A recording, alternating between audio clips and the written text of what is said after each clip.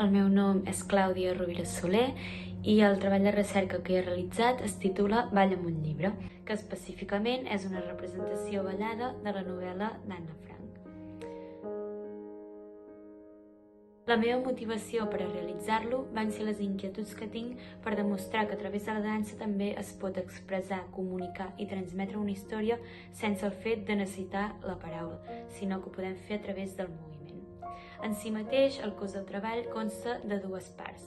Per una banda tenim una part teòrica on he estudiat els pioners i les pioneres més importants per a la dansa moderna i com aquesta dansa contemporània ha anat evolucionant des dels seus inicis fins avui en dia, i per altra banda un estudi i anàlisi de la novel·la Diari d'Anna Frank, per a posteriori representar-lo en un espectacle escènic creat des de zero a través de la dansa contemporània, essent jo la pròpia productora, coreògrafa i directora d'aquest espectacle. L'obra final va tenir lloc al juliol a l'Auditori de l'Ateneu de Banyoles. Durant tot el procés vaig estar acompanyada de 4 ballarins que alhora van ser els protagonistes de l'espectacle.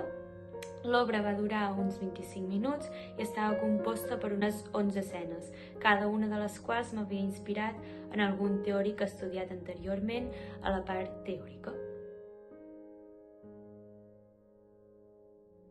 Finalment, per tal d'assolir els meus objectius, vaig passar una enquesta a les persones que havien assistit a l'obra per veure quina va ser la seva visió i si van entendre la meva transformació de la novel·la.